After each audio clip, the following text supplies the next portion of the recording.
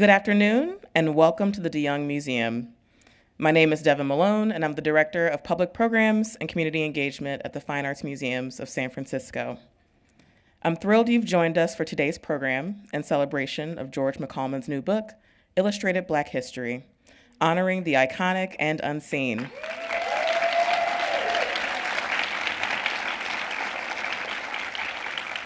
Today, you're in for a treat, as we'll be screening the documentary, Illustrating Black History, as well as being joined by both artist, designer, and author George McCalman and book contributor Marvin K. White, who will participate in a discussion and Q&A. Additional shout out to FAMSF's very own Kamisi Norwood, who directed the film you're about to see. And DirectCo for their part in helping bring this project to life. To briefly share more about today's speakers, George McCalman is an artist and creative director based in San Francisco. His design studio, McCalmanCo, collaborates with a diverse range of clients.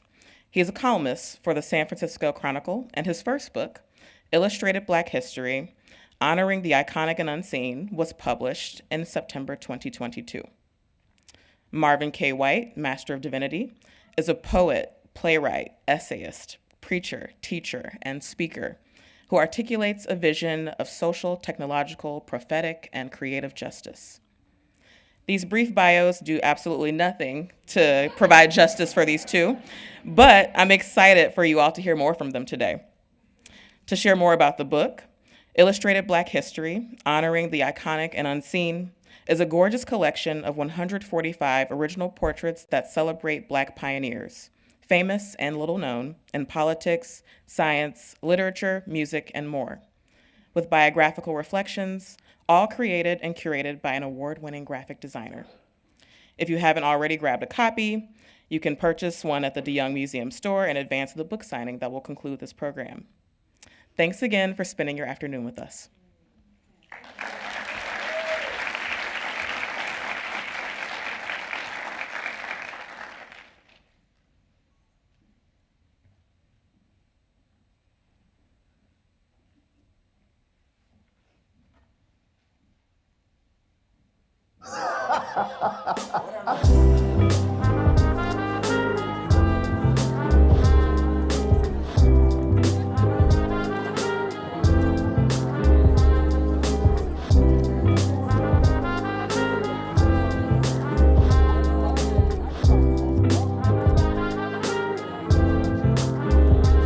This book took 4 years to make. It kicked my ass. This is a book I didn't ask anyone's permission to make. The people I worked with had to remake their way of working to work with me. I brought a completely Black perspective to this entire process. I came out of this intact and I did not compromise, and that's why I'm elated. I have poured every fiber of my being into this. I'm not only the writer and the artist, but I also designed the book. This is the only book anybody needs to be talking about for the rest of the year. Thank you. Cheers, everyone. Thank you. Enjoy the rest of the time here.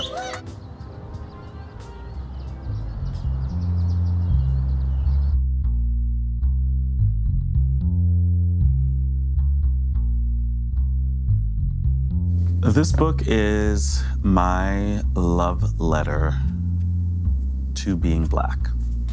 It really is. It's a love letter to my community. It's a love letter to my family. It's a love letter to being an American. It is a celebration of accomplishment. I basically wanted to show that Black Americans have been here all along, and it's basically stating the obvious. This is a country where a lot of obvious things need to be said over and over and over again. And so this book is stating the obvious, and it's saying it 145 times. This studio does not really look like a lot of studios, and a lot of people are often surprised when they walk in to see what it is, what the setting is. But what it is that I loved about this space the very first time I arrived was how the process, the creative process, is exposed. It is so different from the rest of the city out here. I remember thinking, oh, I've been doing this. I've been looking for this. I didn't know that I was looking for it, but then when I was here, I was like, this is always where I was gonna be. I could have gotten a studio space in the Bayview. I could have gotten a studio space in Oakland. I could have gotten a space in the Fillmore, just to see more Black people around me as I was making it. It was being out in nature that allowed me to get closer to the community calling that led to me doing this and making this and working on it for years. But I have a really gigantic Black community. Those are the people that were alongside me the whole time. So I didn't have to be in a Black area to make this Black book. I can work large on this table. I paint here, I draw, I write sometimes. I do my type studies here. I've got my tools out. I have colored pencils. I have a giant mug for tea because I was born in a colonialized country, and drinking tea all the time is like water for other people.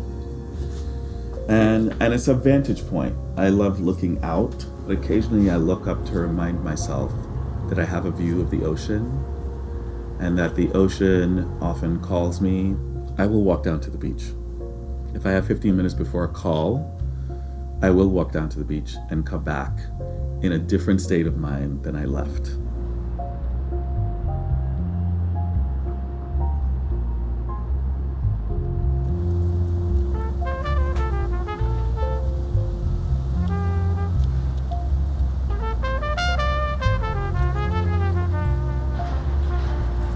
What do you love most about this neighborhood?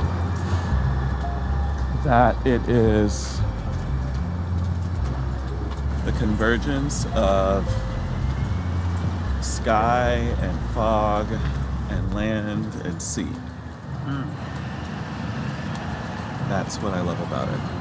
What's your favorite eatery? We're going there. It feels like a neighborhood cafeteria, and I utilize it as a neighborhood cafeteria. It's a place for me to see the people I know and love. Like him. What's up, Will? How are you? What's going on? Just get a haircut from I did, the yeah. last time. Thank you. Yeah, I appreciate someone to recognize this. You know, gotta keep it fresh. Gotta keep it snatched. Hey, well, I'll good see you seeing you. later. I love it here.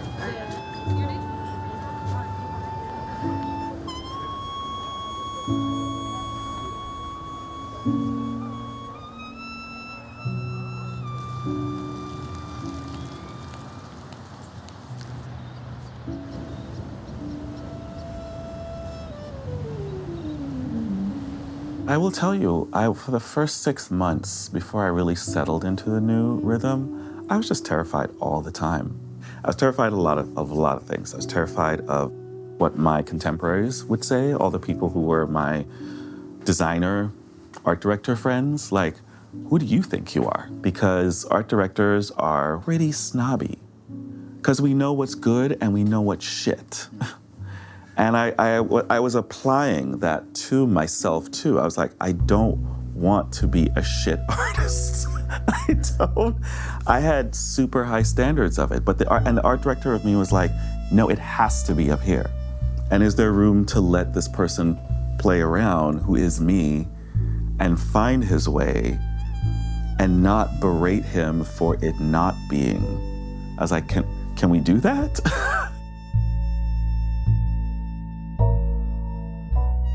Who I am has changed. It's changed pretty radically in the last 10 years or so. I was someone who very much played within the lines, and now I'm someone who is always breaking the lines. And Mexico City plays a really ground zero role. The city itself. I remember we went for 2 weeks, and I returned a different person. And what it was about that experience was that I felt like the city itself was speaking to me. Because everything that I was struggling with, I could see a physical manifestation of the answer. It felt like a study in contrast over and over and over. It was gigantic. It is gigantic. And also one of the most intimate cities I've ever been in. And I had this somatic epiphany. And I turned to my boyfriend, John, and I said, I think I know what I need to do. I think I need to fire all of my clients and start my whole career over again. And I will never forget his expression. He was like, what are you talking about? What? And I said, I had just complete calm and clarity. And I said, yeah, I think that's what I have to do. This city is showing me that I can take two things that don't fit and put them together. And so the first project I gave myself was Illustrated Black History.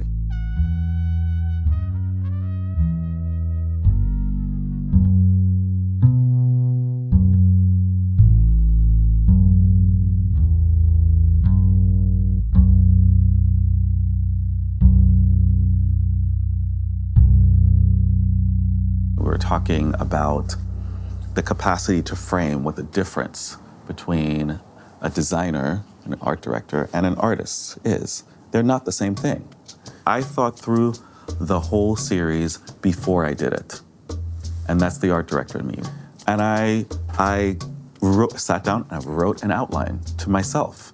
And I basically assigned, as the art director, I assigned myself a project the way I had done for artists and photographers countless times. The parameters I gave myself was, I think too academically about color as an art director.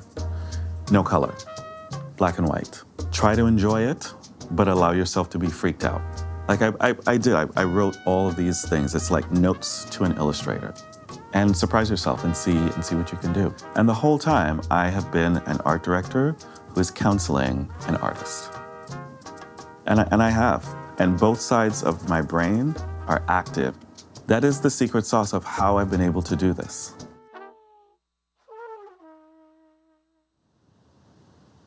I just love illustrating, painting black hair. This book is a love letter to black hair. It is an absolute love letter. In a lot of the portraits, the hair is what I spent the most time on. Let me find Aretha, and then we're going to talk about Aretha.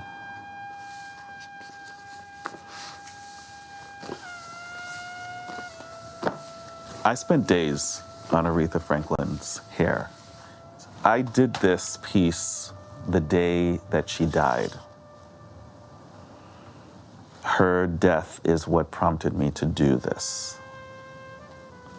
And the printer did a really great job of making sure that it's clear that it's brown ink, not black ink that I use, and that I used a ballpoint pen.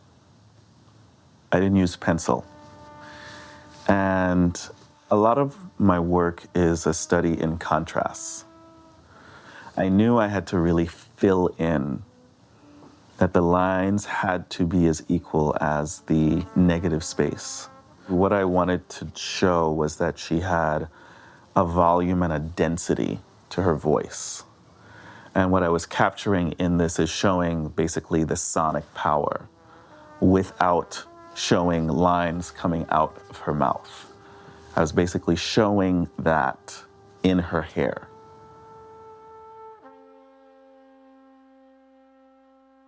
I want this book to be read by everyone.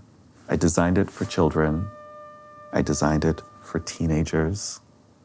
I designed it for people who don't care about history. I designed it for white people. But I mostly designed it for the black people who still don't feel seen by this country, acknowledged, valued by this country. And I wanted to show that we are a dazzling constellation of contributions to this country.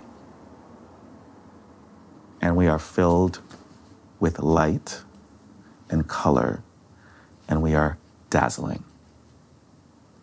Because that's what I know. That's all I have known. And so that is what I wanted to portray in this book.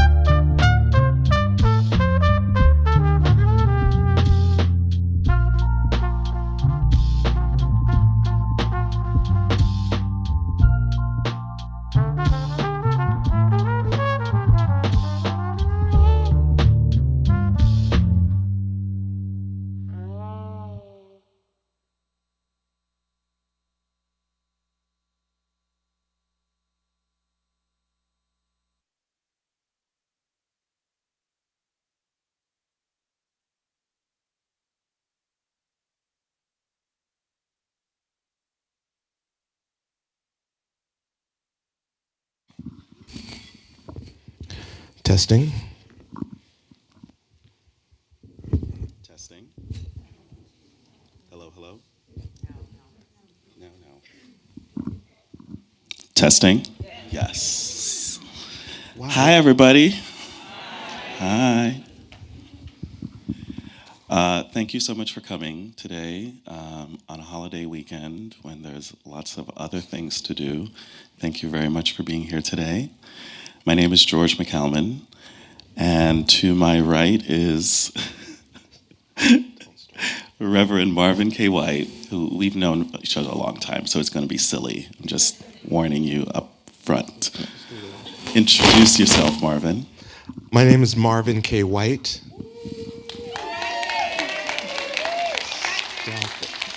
Stop it. Go on. I am Oakland born and raised. Yeah. At 56, I moved to San Francisco for the first time about 6 months ago. Weird. And I'm the minister, the senior minister at Glide Memorial Church here in San Francisco. How did that happen? You tell us. From the end up to Glide. That was the whole journey. Which is actually how we met each other. George can jack. Have y'all seen George dance? George gets it. Well, that was what, 20 years ago too. So That was 20 years ago. Oh, And healed. And healed. that's what house music does. Yes. Congratulations, George. Give it Thank up you, for Marvin. George, everybody.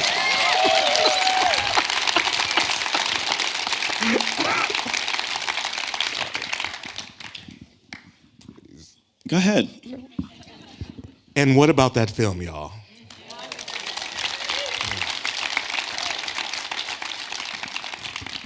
Can I invite, since we're all here and it is Black History, I would love for folks to invite your ancestors into this room. This is a moment of collected histories. Why don't we introduce our ancestors to one another? So who did you bring into the room with you today? Who are your people? Why don't you just call them out? Ashe. Yeah.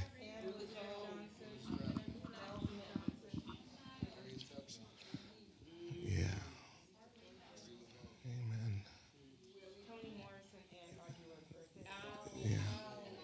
Yeah. Yeah. Amen.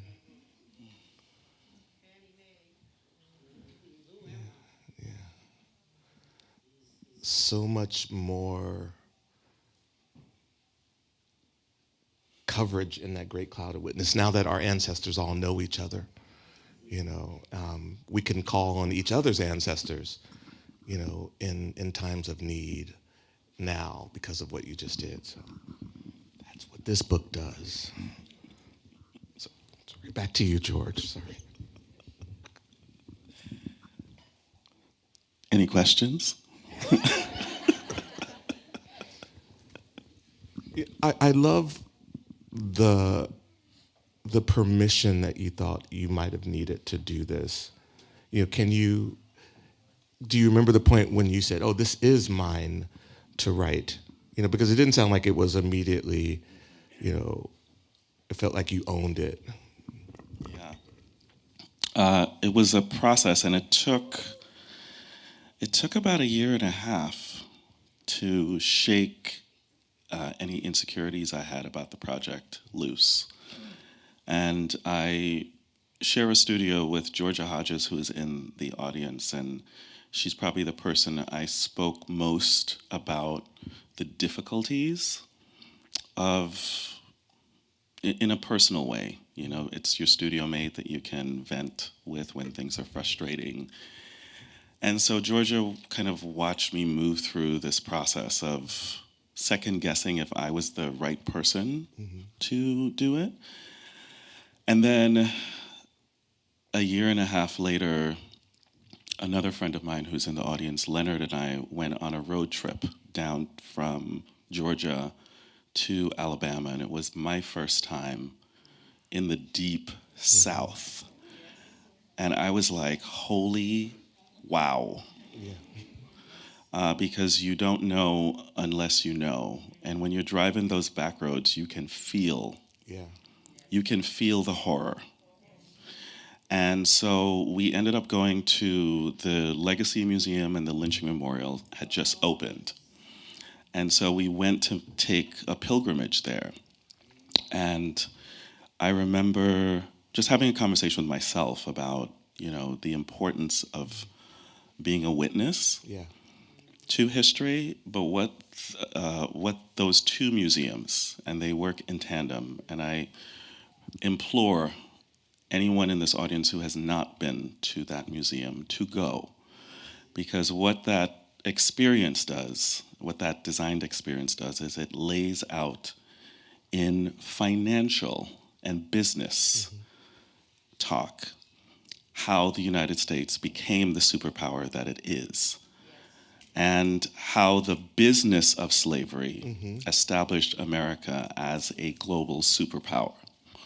And it just lays out very simply all the things that you know already, and mostly what you don't know about how it has continued to this day. And I remember, you know, walking out. That museum brilliantly has a lounge to basically collect the tears of all of the people who are walking out from this experience with fresh, clear understanding of what the business, basically the corporate business of slavery, did for the United States.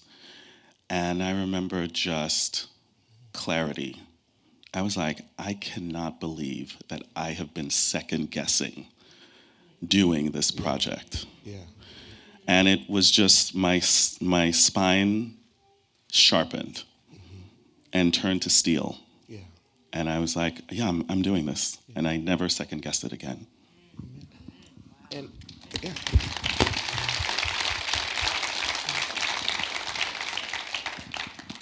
And can you talk a little bit about the path to each of the subjects in the book? Did you have a list of folks? I know you mentioned in the film that some folks came through other folks in the book, and how you got to each of them.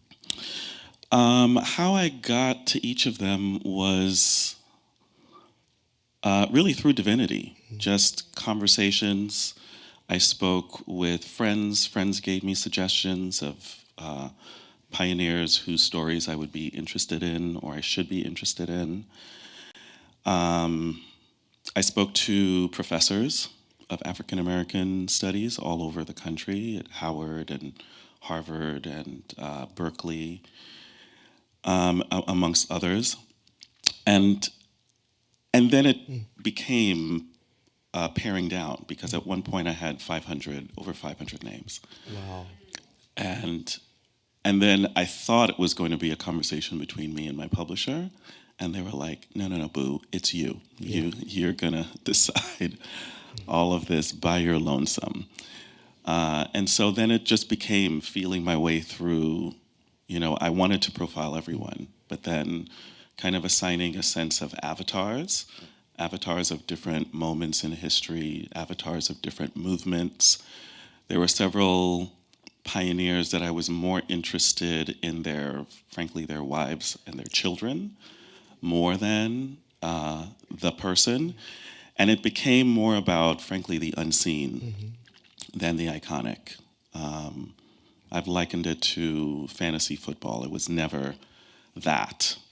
I didn't feel any obligation to represent anyone else's ideas of who should be in this book.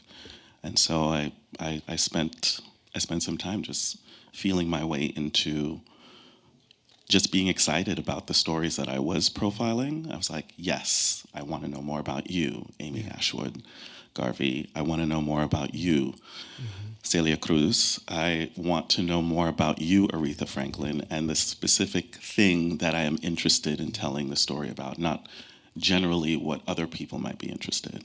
Yeah. You said fantasy football and you lost me. Just. I lost me too. I don't know where that came from. It's all good. Was there anyone in the book that you were surprised to meet, or that you didn't know you even came from? Like, once you read their story, you're like, oh, this is why I am in part who I am. Yeah, just little tales. Like, I knew I wanted to include Audre Lorde in the book, but I only learned last year that she's Grenadian. And I didn't know that about her. I'm from the country of Grenada also. And I remember just being surprised because as much as I knew her work and had read so many of her powerful words, I didn't know one of the most obvious things to feel a fidelity to her and an excitement about her. And suddenly her work made a lot more sense to me because I actually understood the cadence of her words, which is a very, we have Caribbean ways of talking and speaking and writing, and I can recognize it. Hilton Als is from Barbados, and I remember reading his writing the first time and understanding what he was saying from the inside. I love following you around on social media. I love how generous you are with your storytelling, particularly your family storytelling, how you have shared your living and your recently, ascended ancestors with us. Can you talk about what you carry from Grenada into this process, and how coming from that space particularly, helps you to create this kind of work?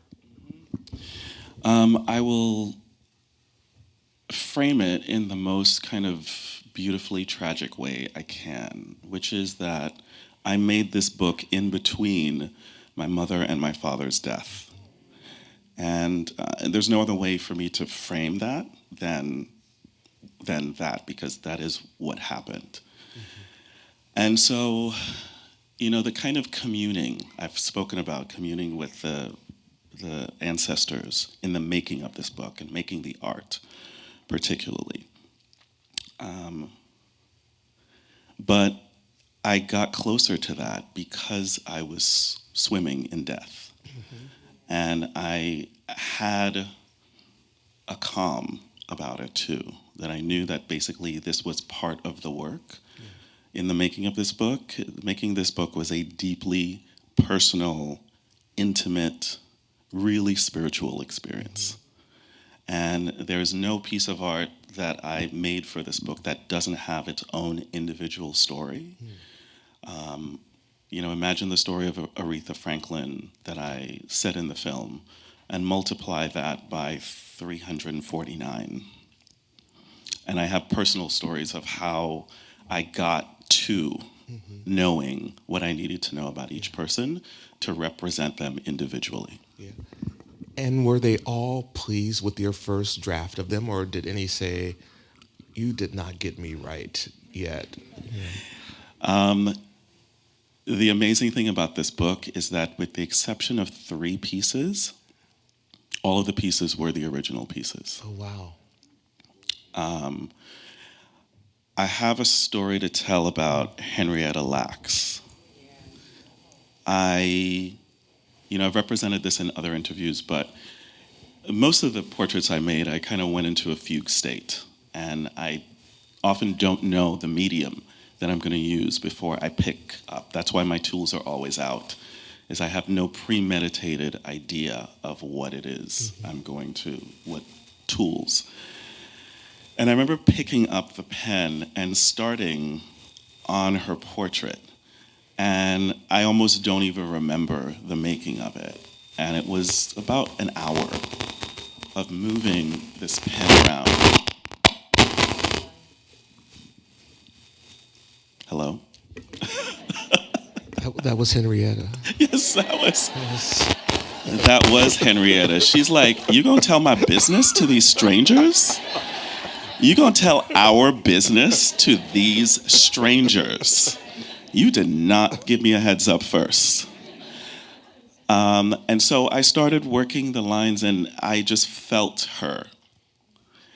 And then when I finished, I realized that I had illustrated her as strands of DNA. And it was one continuous line, unbroken. And I remember laughing nervously because it felt a little too close to the money. And I was like, this is insane. I can't do a portrait like this. And I felt really uncomfortable with it. And so I put it aside and I did a second rendering that was more traditional. And Henrietta was very much a dandy, and she was always super, super well-dressed. And it was very professionally rendered of her. And I remember finishing it. And both of us were like, that ain't it. Yeah. That ain't it. Original. Yeah. And so that happened a couple of times where I went with my instinct and my intuition produced something that I could never have envisioned, and then I felt uncomfortable with it being too close to the truth. And so then I did the second version, and I was just like, no, not even close. Yeah, amazing. Do you think the subjects knew that they were making history?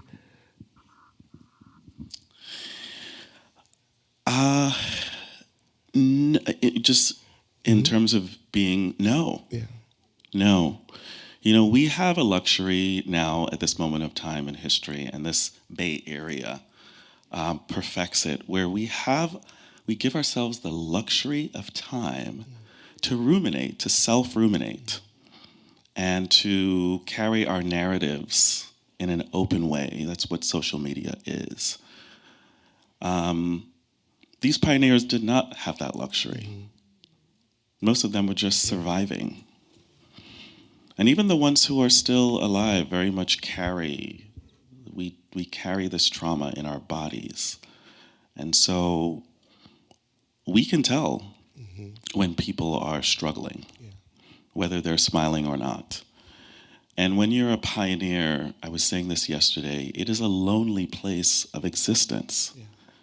There's no community around you. You're blazing a trail.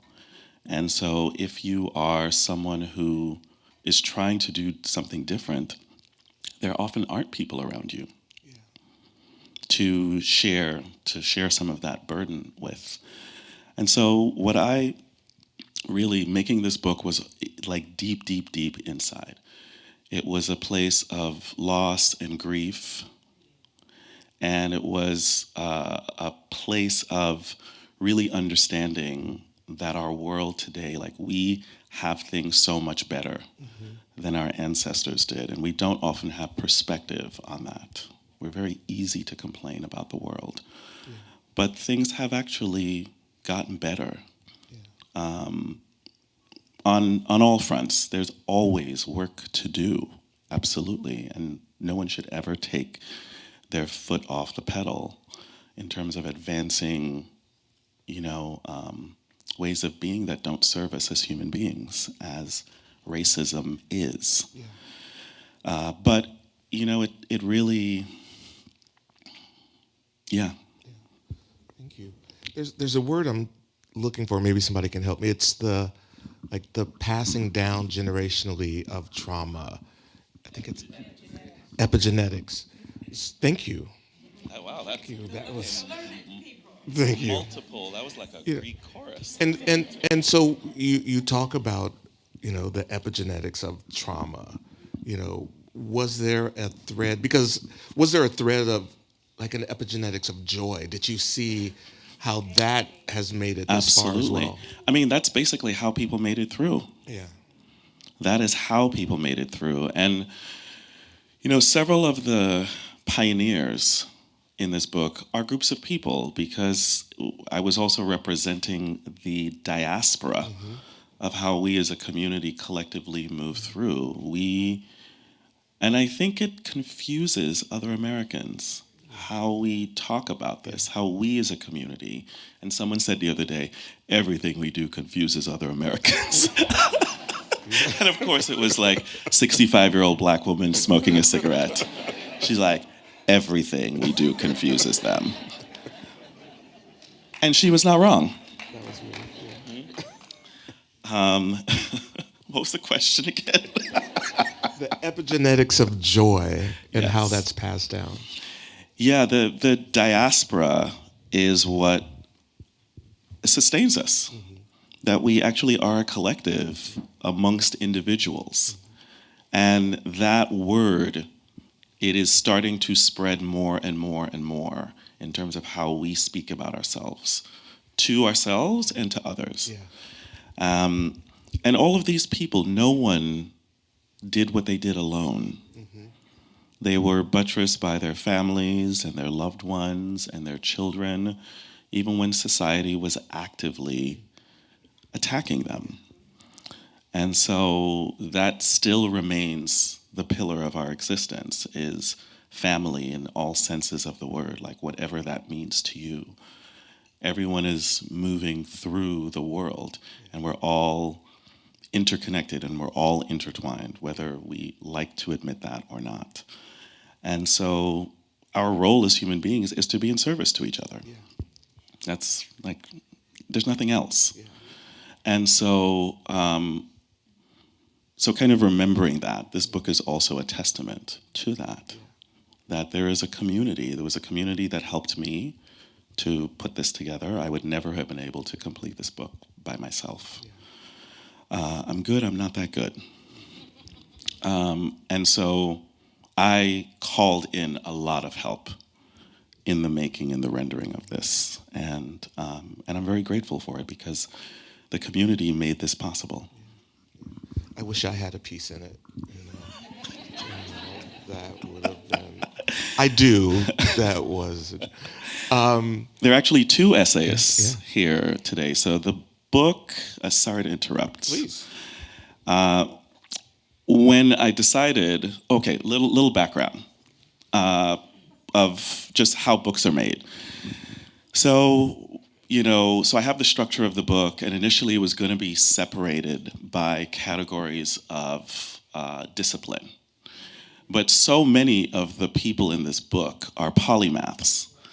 And it was Professor Josh Myers of Howard University, who was like, how are you going to do that exactly? And I was like, Josh, you're right. You're right. I need to rethink this whole thing. And so I decided to make it alphabetical, which meant that I had to break the book up as a point of interest, because if it were just alphabetical, people would get bored. As much as we would all like to think differently, it would feel like homework. And so I decided to insert various essays from people who were talking about their perspective on Black history, since the rest of the book was in my perspective. I had to get basically outside of my head, and I wanted there to be a point of interest outside of me just writing about Black history. And so Marvin is one of the essayists. Bryant Terry is also one of them, and Bryant's here. And every essay I received, I cried, because they were all words from the inside, each of the essayists, and there are 5 of them in the book, and they're all brilliant. And they're all completely different. They're just wildly different in the way that this book needed, and basically all of us need, which is that it was a place to land, to hear basically what the concept of history means to various people, but also what we as human beings, what our responsibility to history is, which is that it's not just about receiving information and times and locations. It's actually about the feedback loop.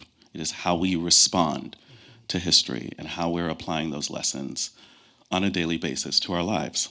Yeah. And so thank the both of you. Thank you, Bryant. Thank you, Marvin.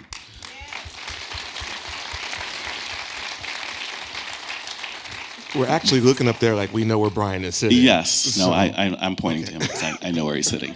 That we all basically have a responsibility. And I wanted to make sure that those words came from people outside of me.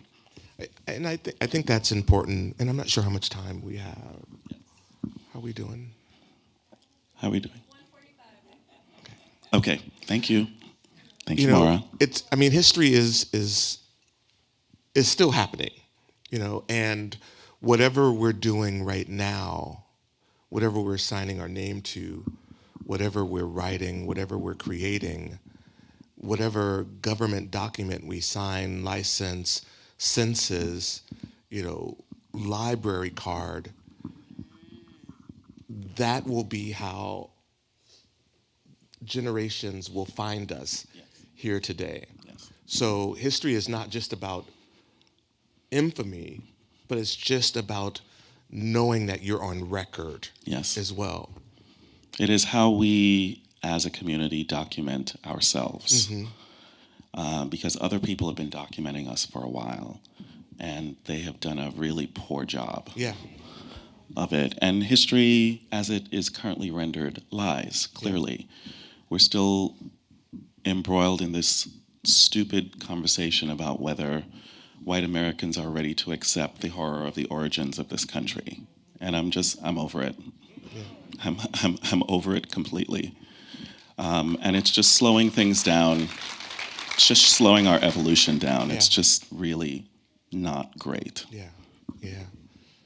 No, that's good. History, will lie about you, get you wrong, leave you out, marginalize you. So it's important that we all take history, into our own hands, and that's what I think, the book, really, really speaks to. Harriet Tubman is in the book. Not really. Where did I see the? No. So the introduction, I did a little bit of fan service while also drawing my line. I included in the introduction several people who are not in the book. Okay. And it was basically to say that this is not the book that you are expecting. And it was also basically shade to how Black History Month culturally is rendered. That every February, businesses cynically make our pioneers a commodity. And that, the accomplishments of Martin Luther King are taken out of context and are just given quotes, and I call it flattened. Everything is just flattened. And nothing has nuance, and no one asks anything of the audience. And it's all these very kind of pious, without purpose phrases and stories. And so, Martin Luther King, Malcolm X, Harriet Tubman, I have Kamala Harris, and Prince. But they're all not in the book. Yeah. I have the Henrietta Lacks commemorative 7-Eleven Slurpee cup that came out.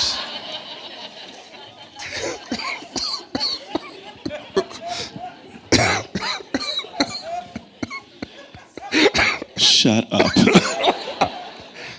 I do. I had to have it. I I have this theory, and I would love to know what you think about it. As an artist, as a writer, as someone. Are those pop gummies? No. Oh, okay. Is that snuff? Oh, it's. Come on, Shay. You all just got to know me a little bit better. No, I'm fine. I am all good in the neighborhood. Thank you. Thank you, though. That. Oh, it has it's the Harriet Tubman commemorative Shay 10. Okay. That's Women's History Month is next month. It's next month. Yeah. So It's a full month. I believe that, and this book really is more proof to me than I've ever had before that, all of the ingenuity, all of the innovation, all of the wisdom that couldn't be shown or shared by our ancestors because of the time that they were born into is not lost to us. I believe it exists. It's stored in the cloud, out of the purview of whiteness, and it is our work as artists, as thinkers, as holders of history to remember the password. And to download. What was the password? To all of this to come out. Two things. My community here and Grenada. Mm-hmm. Yeah. That I have another place to go to recharge is something that I feel very fortunate to have. But the community that I have here is just unlike anything else. These are the people who gave me the solid foundation to feel like I could do this. Yeah. And I really think that each person can be activated now, like on an altar. Is there any, so if I was down and I needed, humor, I could call on Richard Pryor now, and have a language and a way to call on him and place him on that altar. Are there now figures that are on your altar that you call on for different things now that you discovered? For 3 years, I had one portrait that stayed in my studio the whole time. And I think that Dr. Maya Angelou represents for me someone who knew her worth and got it validated while she was alive. Yeah. Mm-hmm. And as an avatar, she stayed up in my studio the whole time. The other pieces were made and sent off to be photographed, sent off to be archived. And she stayed and she basically oversaw because she also knew what was up. And so, and her vantage point stared at the rest of the portraits. And it's like she was blessing each of them. And so a good half of the book was made under her watchful eye. Yeah. And so I feel probably the closest to her spirit. Yeah. And that she spent so much time in the Bay Area, it felt really necessary to have someone else blessing, someone greater blessing the work. Great. What an amazing, amazing book. Illustrated Black History, honoring the iconic and unseen by George McCalman. McCalman.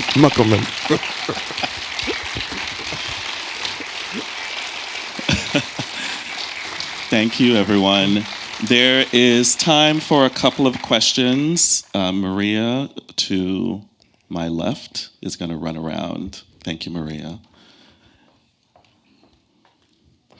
While she's doing that, I have to thank a couple of people who were specifically a part of what made this film happen. The idea for this documentary did not come from me, amazingly. It came from Aaron Fair of Represent Collaborative.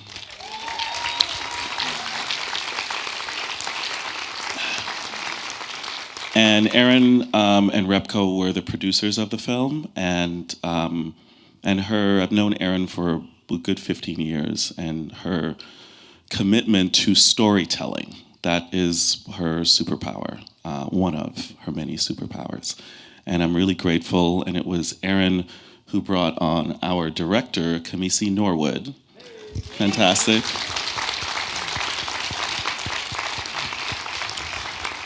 And Kamisi and his crew were with me for about 2 weeks, and we spent 3 very intense days interviewing. There's actually a full-length film in the offering because we have more than enough to tell a much more far-ranging story, because the making of this book was a saga, and it's a juicy saga too, and so we will most likely expand the film into a longer feature. And the last thing is that this book, was always conceived as a 3-dimensional experience. And so the book will become, and has always been conceived of, as a traveling fine art show. And it will be on a 5 to 10 city tour, starting most likely later this year or early next year. And it's really super exciting because it's one of those things, and it's the last point I'm going to make until we get to the questions. I know I'm behind. The beauty of books is that it's universal, and everyone can get a copy, and you can all have the experience. But I learned a limitation of books in the making of this book that I was surprised to discover, which is that you can't view all of the images in a book at the same time. And so for me, as I was making the book, I knew there was a period where I would want to have everyone walk into a room and see everything, see all of the pioneers together. And that is the next evolution of this, and that this book is phase 1, and the show is phase 2, where you can come and have your own. I and just 2 other people have seen all of the art together. And I feel like the emotional experience of making this, and it was a very emotional experience, should be translated to others. So that is coming down the pike. Nice. So yes, thank you.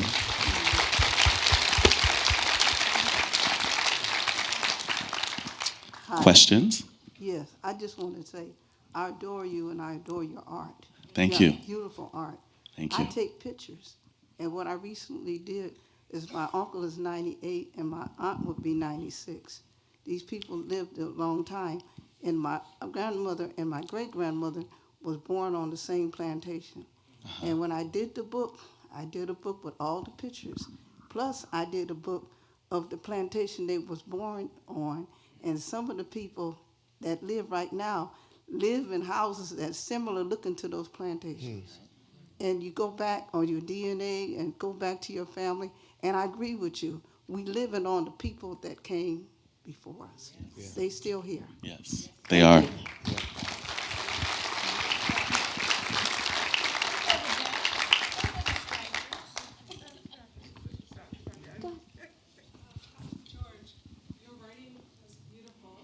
Thank you.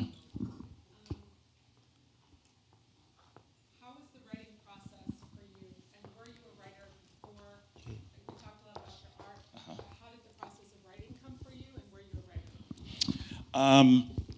So the answer is yes. I've always been a writer, but originally, when I first got this book deal, I did not want to write this book because it felt like one too many things to take on. It was like, there's plenty to do with every other aspect.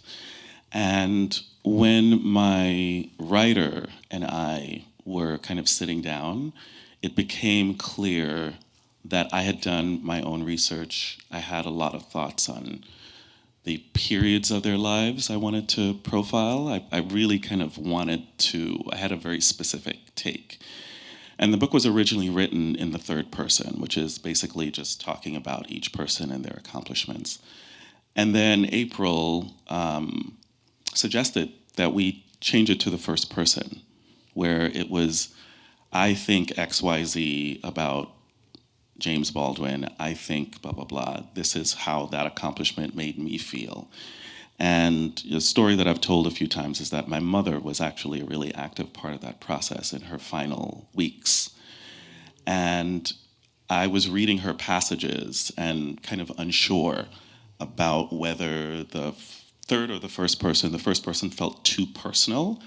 And it felt like on the surface it was a little too emotional for a history book, a book that has history on the cover. I was like, who wants to read about my feelings about this, And then April, and so I said April, I was like, no, let's not do that. And thankfully she ignored me and rewrote the passage for Dr. Angelou. And it basically was our conversation about her. And she sent that to me, and I read it to my mother a few weeks before she died. And she was like, that's it. And I said, are you sure, Mom? I'm not so sure about that. It's really personal. And she said, well, isn't that the point? And I remember just like, oh, yeah. Got it. This is actually how. So then we rewrote the entire book. Wow. It's interesting in this moment in this country where Black histories are being banned, from Black AP courses not being taught, books being taken off. All over, yeah. And now in that conversation is, no, we're not going anywhere. And if we have to teach ourselves, here it is. That's what we've always done. Yeah. That's good stuff. Thank you both. You're just so extraordinary and brilliant. And the opportunity for us to come together, just take a look around how gorgeous everybody is. Everyone is so cute. So cute. Very personal question for you, which is, what is one of your spiritual practices that allows you to channel this exquisiteness? So that's one question. And then Marvin, can you read or just extemporaneously share your brilliance when you do your spoken word piece, if we have time? Just that. Yeah, just what you think. Wow. That was like, wow. So I'm not really sure how to answer your question because I do have quite a few spiritual practices. I'm not sure that I want to share them because it's kind of the foundation of just how I do what I do. And I like that there are things that are precious to a person. But I will answer your question that yes, I do. I do. And it's just like it's a longer conversation that I'd be happy to talk to you about one-on-one. Yes. Someone sang for me. Someone prayed for me. Someone marched for me. Someone suffered and died for me. Yes. And they didn't even know me. They didn't even know. They didn't know me. That was you say call your aunt. I'm from those church women sit up and, that she had to come out. That was Hannah McCoy. I saw something at the beginning of the month. My niece sent me this thing that said, tell Black people you love them. Tell Black people you're proud of them. Say it out loud. I'm saying it out loud. I love you. Thank you. I'm proud of you. Thank you. Thank you for your work. I'm proud of you too. Thank you for sharing that. Thank you. But I'm feeling some kind of way I wasn't invited to the party. Just saying, next time let's get that right. Next time we will get it right.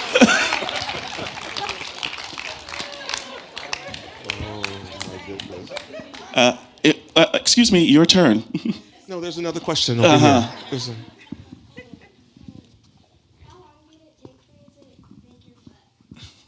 Hi, Helen. How are you doing? Good. I got it. I got it. Yes. I got it, Miss Smith. I got it. Just saying hello to you. So it took the entire project. Took 6 years. 7. From the original series, which I started February 1st, 7 years ago, earlier this month. And then the book itself took 4 years. And so it was, a year and a half of me kind of doddering around. Should I do this? Can I do this? I'm not sure. And the person, I've told this story, rarely she has been in the audience. And she's here today. My friend Rose she called me second week I was working on this project. And she's a Kenyan British woman, and she was like, darling, you simply have to make this book, darling. You have to make this monograph. It's a calling for you, darling. You have to. And she actually does sound like that. She has a deep voice. Sorry, Rose. I don't even know Rose, but yeah. And it was the first time that I was like, oh, someone else sees that this is a thing. And I really appreciate it at various points. This is the long version, long answer to your question, Helen, that it just became a daily practice. And I worked on this project 7 days a week for 4.5 years. Yeah. And my friends who are here have been so patient with me. I've missed a lot of things. My friends are like, okay, you'll come next time, or it's okay, we can't meet up right now. People have been so patient with me. But I hope that answers your question. Thank you. Yeah, I do want to encourage, speaking of spiritual practices, there's this, if you need a spiritual practice once you get the book, you can do like my grandmother used to do, in her version of bibliomancy, which is divination by book. So buy the book, and every morning have a question on your heart and on your mind, and then just open the book and let it go to wherever it needs to go, and read the story of that person and see how they are speaking to your life. There are like 5,000 people in this book. You can, 500,000. 500,000, yes. I mean, what do you think about that as a practice? I think that's a fantastic practice. Yeah. Hopefully you all have something to work on, don't you? Any other questions? Hi, George. Hi. I want to first make a comment, and then I have a question. My first comment is when the sister talked about loving Black people. When I picked up your book and I opened to the first page, I was overcome with love, just the emotion of love. And what that love has done, every page that I've read, has inspired me to be blackity black black. What I mean by blackity black black is every Black person I see, I love you, I see you. If we could just start there, all Americans, but especially Black people, by just saying we love you, we see you, we recognize you. This is what your book has done for me. And that's how I'm living my life moving forward. And thank you. My question to you is, and I've been asked by a lot of my friends who are activists, advocates, blackity black artists, they asked the question, why did he name it Black history as opposed to American history? Kind of like what we're talking about, Black History Month and all that. It's BS. It's really American history. So I'm just curious of what your answer to why you named it Black history as opposed to American history. Well, that was the original name of the series, and it was never going to be named anything else because I'm trying to think of a layered way to answer this quickly. We are not at a point, language is really important, and we're not at a point yet where this information has been integrated enough. What I found in the making of this book was basically how many people are super casual about this. And also, bluntly, a lot of people just don't care about this. I learned that too the hard way. I spent 2 years talking to publishers, and this is before the 1619 project. This was all before that. And what I got in response from editors and publishers was, we're not sure this is going to sell. We're not sure there's a market for this. And it's that cultural apathy that pervades publishers. This is so common that the people who are the gatekeepers don't know or care about the subject matter. And so I had to take some time to really get my strategy about this. And so that's why when I started on this project, I had already thought through, this book was designed before I even started designing it. I had outlined the whole experience. I knew what the difficulties were going to be. The first 3 years of making the book were a nightmare. It was constant travel, struggles, challenges.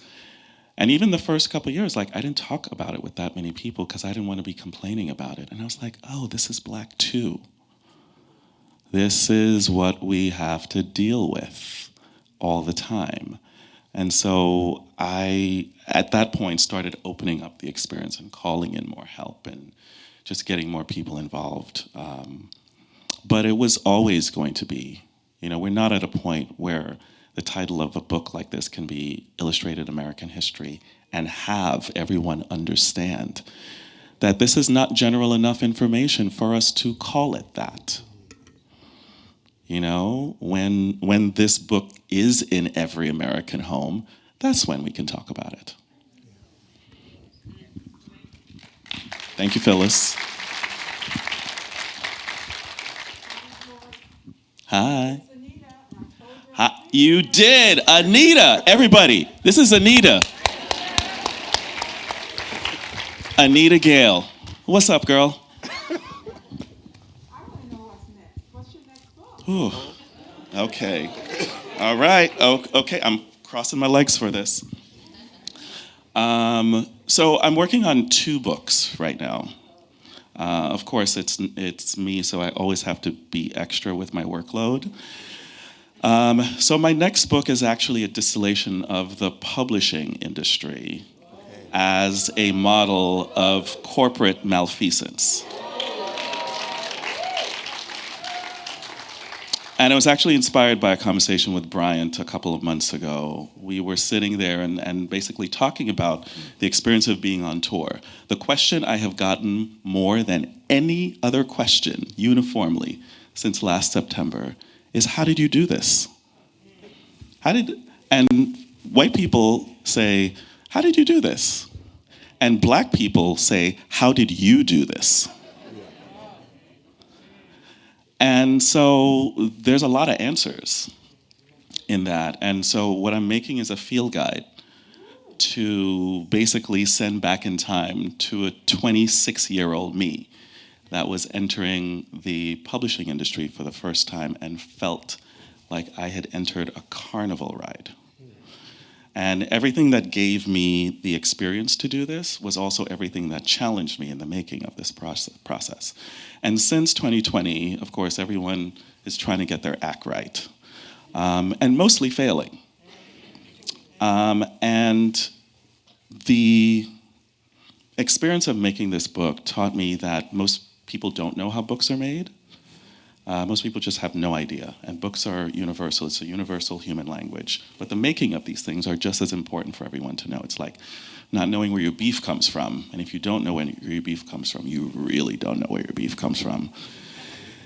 And what I wanted to do was answer some questions for myself about how the process can be different. And it's a book of solutions. It's not a book of receipts. I have no need to hang people out to dry. I got better things to do with my time.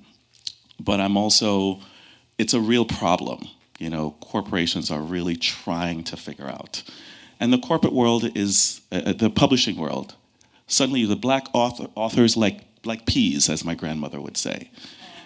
But none of their processes have changed to welcome in culturally all these black authors they're working with. And so behind the scenes, it's a hot mess.